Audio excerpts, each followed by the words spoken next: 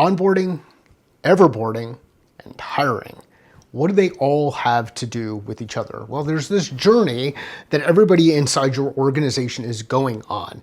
And it started before they joined you. And that might have been an amazing experience, that piece right before they joined you when they were going through the hiring process and they're all excited about this whole thing that's going to be in front of them. And then all of a sudden they go into the onboarding and things fall flat. And this is one of those things that I have missed on a number of times. I will probably miss on a number of times in the future.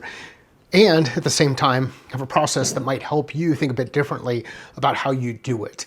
So let's break things down into small pieces. Let's first understand what that goal is. Our goal is to make sure that whoever we bring into the business, our objective is that we accelerate speed to impact, time to impact from when they are hired, let's call that day 0, to when they are doing whatever it is that they were brought in to the business, whatever change it is that they're going to make, positive impact that they're going to have on there. Your timeline is going to be a little bit different, but here are the major milestones that you want to work through in order to do this. And we can leverage our Covey and move backward from impact, sign backward so that we can execute forward. Or we can start at the beginning and just start stacking things on top of stuff. The reason why I like to design backward first and then execute forward is so that we keep things as simple as possible. When we start to build from the front, it's really easy to just keep adding new stuff to it. But if ultimately whatever impact is that they're in there and they're performing in the role, what's the first thing that has to happen right before they perform in the role? Well, ideally, they demonstrate that they have the capability to do it. Like they've done it with someone else observing them. So let's identify what are the 1, 2, 3 specific jobs that they do, skills that they perform, tools that they use, things that they do with customers, or whether it's internal or external customers, things that they do to actually create that impact. What are those 1, 2, or 3 things that they are able to do in order to hit that mark? And ideally, you've got just 3 checkboxes here. Break that down. You can make that super simple. It doesn't have to be overly complicated. I shared an example in a video that I pushed on YouTube yesterday around onboarding an account executive. And from an impact perspective, what I want to see is pipeline being created, a key metric, and pipeline being developed, moving through the process. What are the key skills that they need to be able to demonstrate? Okay. When they demonstrate, that means that you've observed them in that kind of environment. So somebody, a coach, a trainer, person on the enablement team, somebody has observed them doing those things.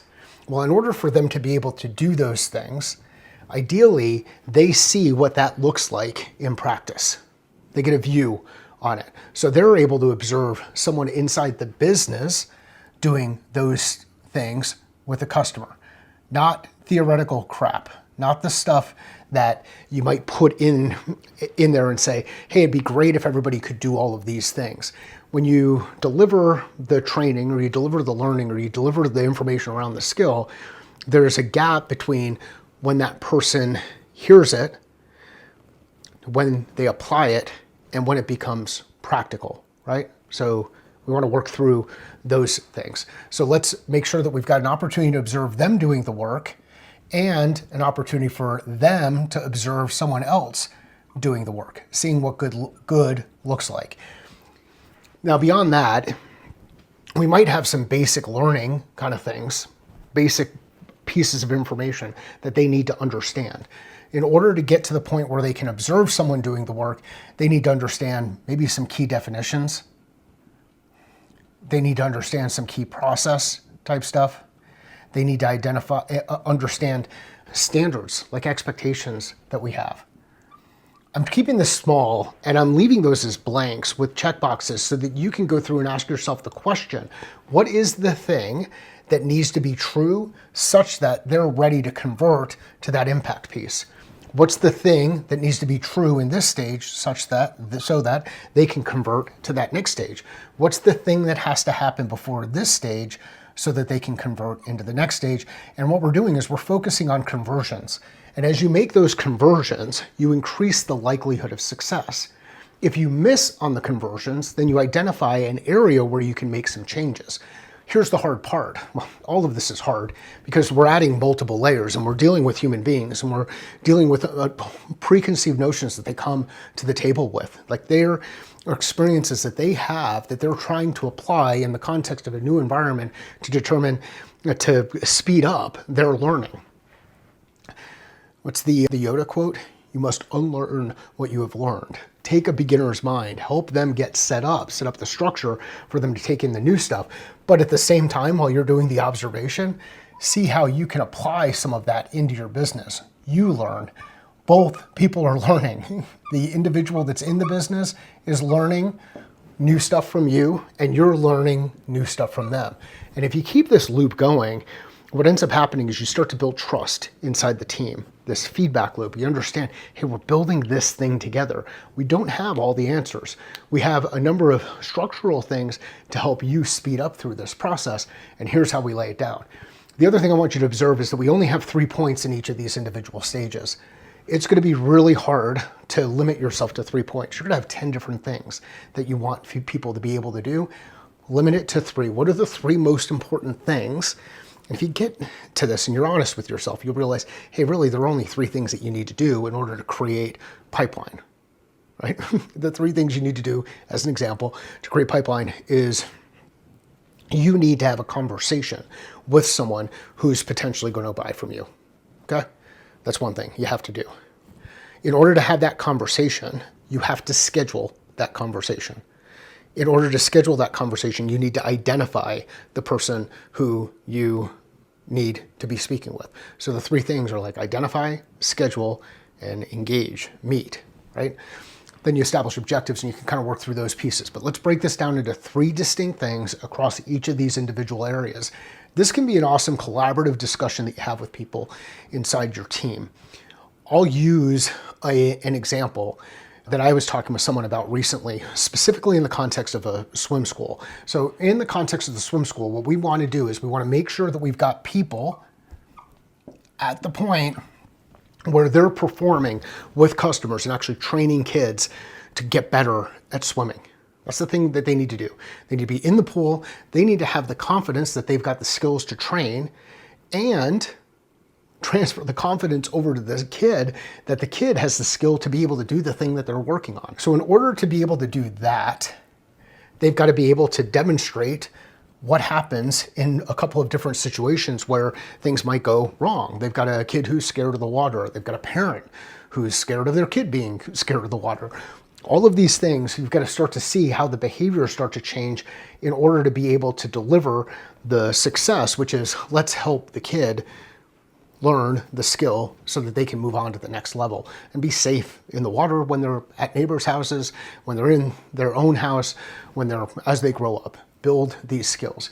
Well, in order to be able to do that, so you've got to observe what happens when they deal with the tension. In order to be able to, for them to know what good looks like, they've got to see what good looks like in the pool, and then they've got to train and understand what those skills are. You can break this down into small pieces across any role that you're looking at onboarding inside your organization. And there's a combination of both the leadership side for you as the organization putting this together, and then on the flip side, there's the individual that's coming into the business wanting to be successful. So you lay out the stepping stones. I called these buckets in one of the earlier videos, but let's just look at those as kind of stepping stones or buckets. Lay out the stepping stones that someone needs to go through such that if they make it through that gate, they pass through the gate, the likelihood of success is much higher. You can think about this in the context of a road trip. Again, design backward, execute forward. The road trip one is really easy to work through because we've all gone on those things at one point in time, and we understand the concept, or the concept of driving from Phoenix to maybe Anaheim. If I go through Quartzsite and I go through Blythe and I go through Riverside, and then I go through Anaheim Hills, now I'm working my way into Anaheim from Phoenix. If I find myself in Tucson, something has gone horribly wrong. Or if I find myself in Santa Fe, something has gone horribly wrong. So you just lay out those stepping stones. Keep it super, super simple. Now there's a foundational layer that is really, really important before any of this work stuff happens. These are things like guiding principles, Are they shared inside the organization? Guiding principles or values. Basically, this gets in that culture piece, how we do what we do. What are the things that we use in order to make decisions? This over that. I like principles over values. If you want to go deep on that, we can have a conversation. Understand what are the tools that we use inside the business?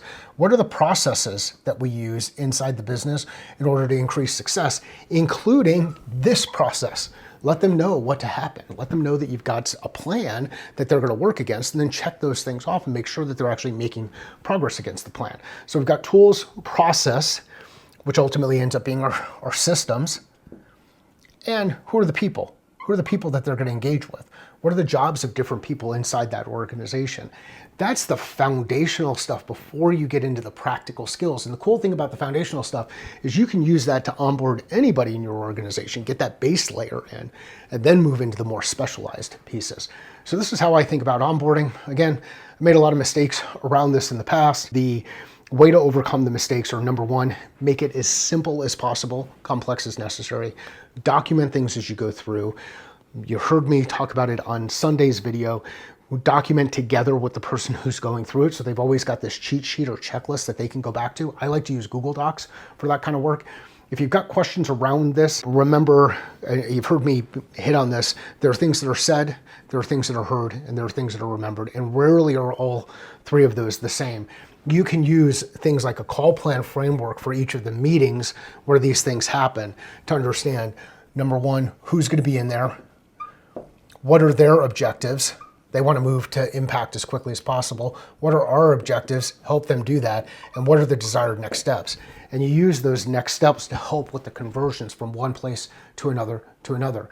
And when you use that call plan framework, you can have a high level of clarity of what was said, what was communicated, using the documentation too. You can confirm with the person on the other end that it was heard, and then you can test to make sure that those things are remembered. When you solve the communication problems inside your organization, your internal customers will grow faster, your external customers will grow faster, your business will grow faster, and you will communicate with clarity across the organization. Stay focused on the things that are important at the right time. If you've got questions around this stuff, or want to work through a guided whiteboard session around it, this is more of the process design type stuff that I'll do in a collaborative session, team of up to 10 people for up to 90 minutes, and I guarantee results. We will design a solution. We will align on strategy and tactics to achieve a result, or we will work through a problem and solve it as a group. And again, I guarantee results on those. And the way I'm able to do this because we do a quick design call just to confirm scope before doing it. If you know somebody who would find this useful, please share it with them. If you have questions, please ask. You can find your catalyst at findmycatalyst.com.